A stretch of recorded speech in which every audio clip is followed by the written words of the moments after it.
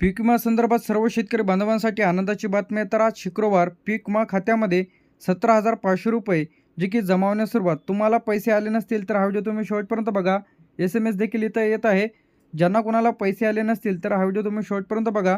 तर आता पीक विमाबद्दल एक मोठी आनंदाची बातमी आहे. तर आता पीक विम्याची रक्कम शेतकरी बांधवांच्या खात्यामध्ये इथं 17,500 रुपये याप्रमाणे पैसे इथं येत आहे.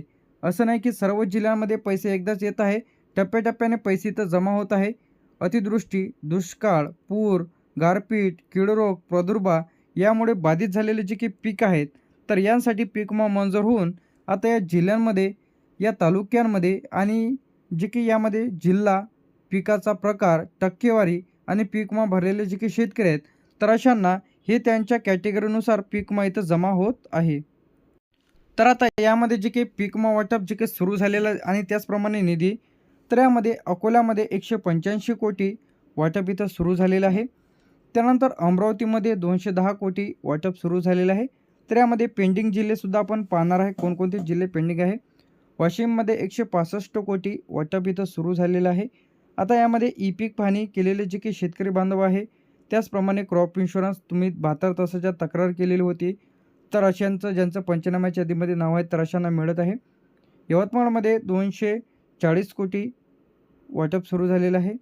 त्यानंतर बुलढाणामध्ये 195 कोटी वाटप सुरू झालेलं आहे. नांदेडमध्ये 220 कोटी वाटप इथं सुरू झालेलं आहे.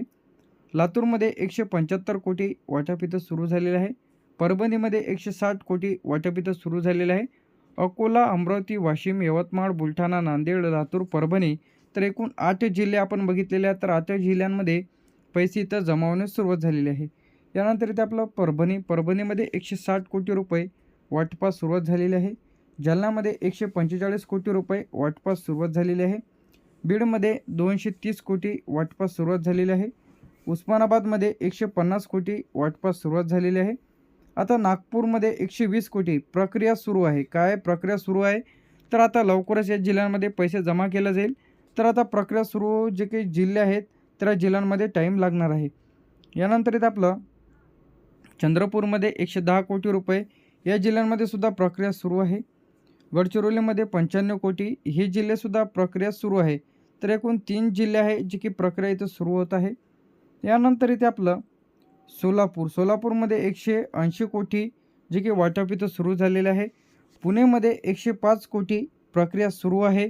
म्हणजे इथं टाईम लागणार आहे. बरेच जिल्ह्यातील, तालुक्यातील, गावातील पंचनामे देखील बाकी राहिलेले आहे. अहमदनगरमध्ये 200 कोटी रुपये इथं जमावण्यास सुरुवात झालेली आहे. जळगावमध्ये 170 कोटी रुपये जमावण्यास सुरुवात झालेली आहे. धुळ्यामध्ये 90 कोटी रुपये प्रक्रिया सुरू आहे. तर आता यामध्ये जे काही जिल्हे आहेत, तर आता हे जे जिल्हे आपण 20 जिल्हे बघितलेले आहेत, तर काही जिल्ह्यात प्रक्रिया सुरू आहे, काही जिल्ह्यात वाटप सुरू झालेले आहे. तर अनेक लाभार्थ्यांना कोट्यावधी रुपयाचा पीक विमा इथं अकोल्यापासून अकोला, अमरावती, यवतमाळ, बीड, नांदेड तर अशा जे काही जिल्ह्यांमध्ये पैसे इथं येत आहे. तर यानंतर जे काही जिल्हे आपण इथं पाहत आहेत, तर ह्या जिल्ह्यांमध्ये टाईम लागणार आहे. तर यामध्ये 15 ते 20 दिवसाचा कालावधी लागू शकतो. तर यामध्ये कोल्हापूरमध्ये 115 कोटी रुपये प्रक्रिया सुरू आहे. सांगलीमध्ये 125 कोटी रुपये प्रक्रिया सुरू आहे. साताऱ्यामध्ये 140 कोटी रुपये प्रक्रिया सुरू आहे. सिंधुदुर्गमध्ये 60 कोटी प्रक्रिया सुरू आहे. त्यानंतर रत्नागिरीमध्ये 75 कोटी प्रक्रिया सुरू आहे. रायगडमध्ये 85 कोटी प्रक्रिया इथं सुरू आहे. पालघरमध्ये 70 कोटी प्रक्रिया इथं सुरू आहे. मुंबईमध्ये 20 कोटी प्रक्रिया इथं सुरू आहे. मुंबईमध्ये झाल्याच्या नंतर मुंबई शहरमध्ये 25 कोटी प्रक्रिया सुरू आहे. छत्रपती संभाजीनगरमध्ये 155 कोटी वाटप सुरू झालेलं आहे. हिंगोलीमध्ये 100 कोटी वाटप सुरू झालेलं आहे. वर्ध्यामध्ये 130 कोटी वाटप सुरू झालेलं आहे. भंडारामध्ये 80 कोटी वाटप प्रक्रिया सुरू आहे. त्यानंतर गोंदिया, नंदुरबार तर यामध्ये भंडारामध्ये 80 कोटी, गोंदियामध्ये 90 कोटी आणि नंदुरबारमध्ये 80 कोटी तर याची जी काही प्रक्रिया आहे तिथं सुरू आहे. तर आता प्रक्रिया पूर्ण झाल्याच्या नंतरच तुम्हाला विमा दिला जाणार आहे. यानंतर इथे आपल्या काही जिल्ह्यांमध्ये प्रक्रिया जे काही खात्यामध्ये इथं येत आहे. तर आता तुमच्या जिल्ह्यातील जेव्हा सर्वे कंप्लीट होतील त्यानुसार तुम्हाला पैसे इथं मिळणार आहे. तर पीक विमा कंपनीकडून केंद्र सरकार आणि राज्य सरकारच्या हिश्श्यामधून जी की हा जो विमा आहे तो इथं दिला जातो. आत्ता यामध्ये पैसे कोणाला मिळालेले आहे, तर आता ज्यांनी पीक विमाचा फॉर्म इथं भरलेला आहे, ज्यांचं बँक खातं आधारशी लिंक आहे, सर्वे सर्वेच्या यादीमध्ये त्यांचं नाव आहे, पिकाची नोंद म्हणजे त्यांनी ई पीक पाहणी केलेली आहे, क्रॉप इन्शुरन्स म्हणजे तक्रार केलेली आहे, तर 14447 तर हा हेल्पलाईन नंबर आहे.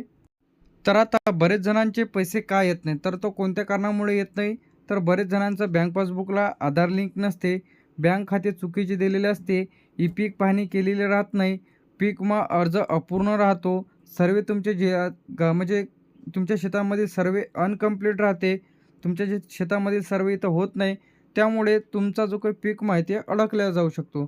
तर बरेच जणांना SMS येत नाही, बँक पासबुक अपडेट करा, net banking, debit card, credit card. त्याचप्रमाणे इथं जे काही स्टेटस चेक करा की टोटल क्लेम पेड किती दाखवत आहे. तर हा जो महत्त्वाचा पॉईंट म्हणजे ई पीक पाहणी आणि क्लेम का महत्त्वाचा राहतो. तर अनेक शेतकरी काय करतात, पीक विमा फॉर्म भरतात, परंतु ई पीक पाहणी करत नाही, त्याचप्रमाणे क्लेम करत नाही. तर योग्य वेळी जर तुम्ही ई पीक पाहणी केली, पीक विमा भरलेला आहे, 72 तासाच्या जर तुम्ही तक्रार केली, तर तुम्हाला पीक विमा इथं मिळतो. तर आता ₹17,500 ही रक्कम कशी ठरवली जाते, तुमच्या जिल्ह्यातील टक्केवारीनुसार, त्याचप्रमाणे तुमचं जे काही पिकानुसार आणि तुमच्या जिल्ह्यातील क्षेत्रानुसार. तर आता यामध्ये जे काही दुष्काळी असेल, गारपीट, चक्रीवादळ, नैसर्गिक आपत्तीमुळे जे काही जास्ती पावसामुळे, तर आता हेक्टरी तर 3 हेक्टरच्या मर्यादेमध्ये भरपाई इथे दिली जाते.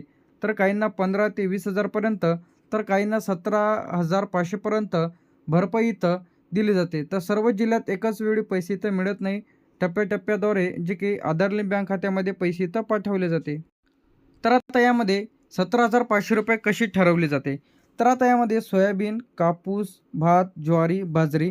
तर आता हे 30, 80 ते 100% जे की याप्रमाणे भरपाई इथं दिली जाते. तर आता ज्यांचं सर्वाधिक बाधित नुकसान आहे तर अशांना, तर काहींना 4,200, काहींना 9,800, 17,500 तर 25,000 अशा प्रमाणामध्ये भरपाई इथे दिल्या जाते. असं नाही की सर्वांनाच एकाच वेळी भरपाई इथे येतील, कमी जास्त भरपाई इथं मिळणार आहे. पुढील पैसे कधी येणार? तर आता 3 ते 5 टप्प्यांमध्ये पैसे तर जमा केले जाते. किती? यामध्ये 2 ते 3 टप्प्यांमध्ये पैसे जमा केले जाते. यामध्ये 7 ते 15 दिवसाचा कालावधी लागू शकतो. तर पीक विमाचा जो काही हेल्पलाईन नंबर आहे यांच्याशी कॉल करून आता मोठ्या प्रमाणामध्ये नुकसान झालेल्या जिल्ह्यात तर पहिल्या टप्प्यात दिले जाते. उर्वरित दुसऱ्या टप्प्यात आणि जे काही राहिलेले शेतकरी आहेत तर अशांना तिसऱ्या टप्प्यांमध्ये जे की अंतिम आठवड्यामध्ये पैसे इथं पाठवले जाते. तर आता घाबरण्याचं काही कारण नाही. ज्यांना कोणाला पैसे आले नसतील तर अशांनी जे की हेल्पलाईन नंबर देतो तुम्हाला 14447 तर याला कॉल करून तुम्ही तुमच्या पिकांची तक्रार करू शकता.